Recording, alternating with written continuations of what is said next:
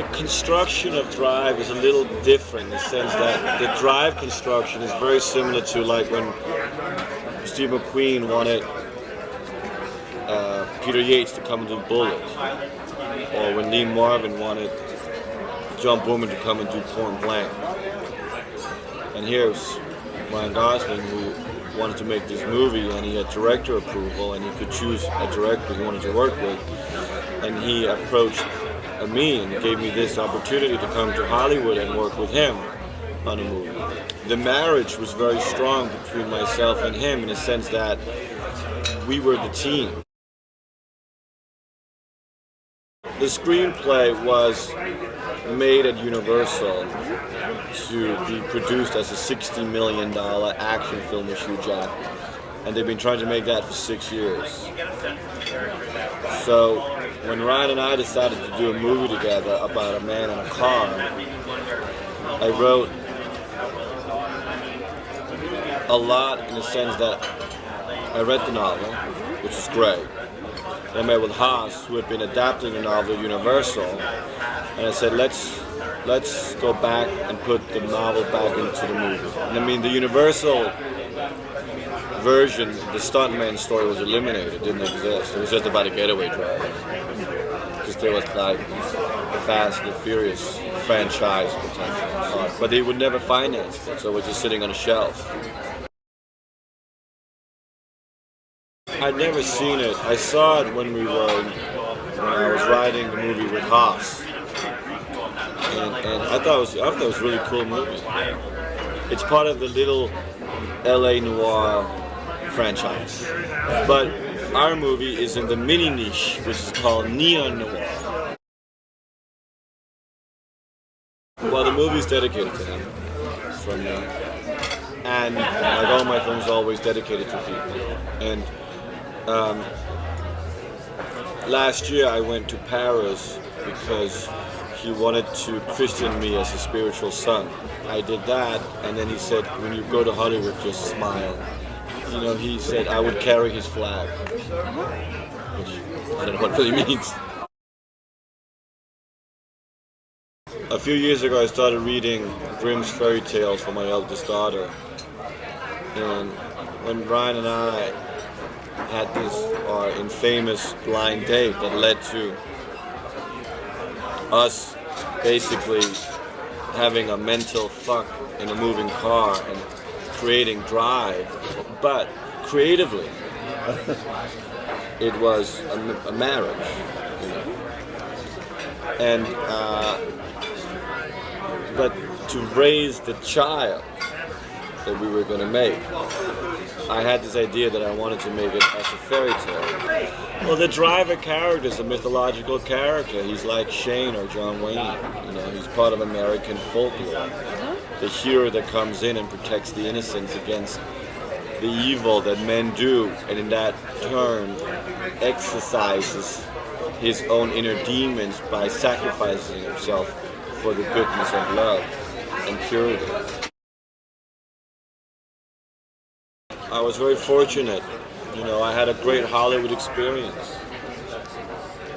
I was a European coming to America and living in a house in the hills with a swimming pool and an orange tree above the Hollywood sign. You know, the whole Hollywood mythology. So, hanging out with Ryan at night, driving around LA at night, you know, living an alternate universe like The Driver at night. So we were actually making the movie while we were even just developing it. So when we got time to shoot it, we were like, we know where we're going.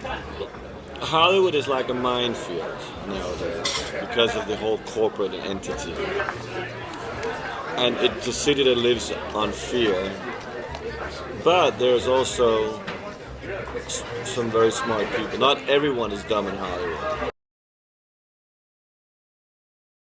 Ryan is the best. You know, he's the fucking best. And he's every movie star in one. He's like everything from Charles Bronson to to James Stewart, you know. And he's Alan DeLong, you know. He's Lee Marvin. He's like everything. He's James Dean, you know, and he has the human dignity of a good European. You know, I make movies on instincts, and the instinct from our meeting was that I want to make this work. I want to make it work to make a film with him. And that's great when both parents agree on how to raise the child. We had X amount of dollars, and above that, there was nothing. So, of course, with that, you work in a specific way. You shoot very little coverage because you don't need to shoot more coverage because you have to be very specific anyway because you only have 6 weeks to make the movie. And then the Cannes deadline was introduced, so we could see the ocean. You know, Ryan and I were walking, we could see the ocean, and the mines were all around us, and we were all waiting, you know, especially me. And then suddenly we were in water. We were like, fuck, we made it. And in the end, people always, you know, the first time anybody really saw the finished product, like the finished product, was last night. The thing with Logan's Run is that everything in Logan's Run came true. Now you have to rethink, what will Logan's Run look like hundreds of thousands into the future again? What will the future look like? And that's the biggest challenge so far. But we're at a good stage where, you know, we partnered up and said, let's see if we can tangle this beast. I went to see Valhalla Rising, and it was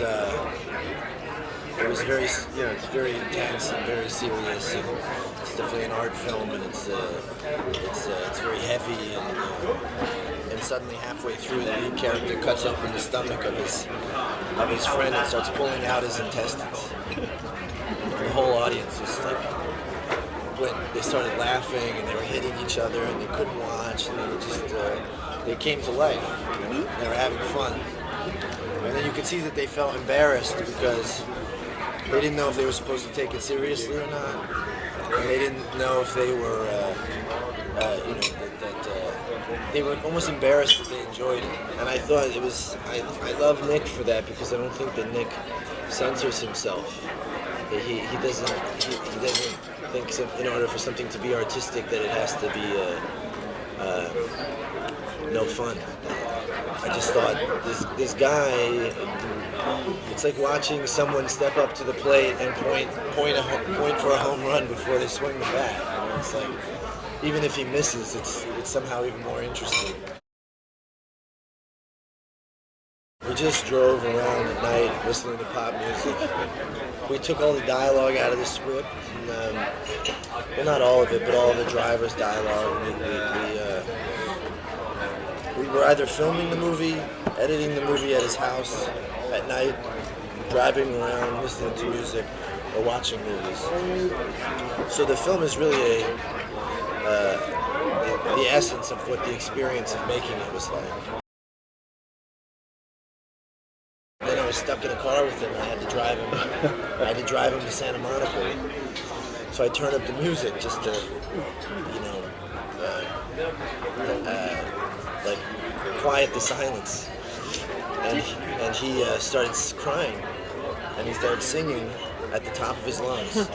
And he looked at me, and he was hitting his knees, and he was crying.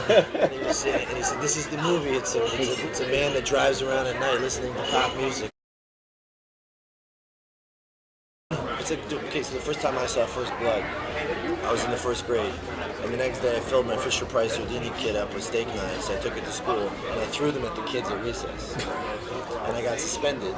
And my mother said I couldn't watch movies anymore because I was too heavily influenced by them. And then the first time I saw Rocky, I went out and picked a fight, and I lost because I thought I could fight. I thought I was Sylvester Stallone, and I thought I could fight. The movies took me into their world, and it was hard for me to get. I had to get snapped out of it. I think that I'm not alone in that way. I think a lot of people,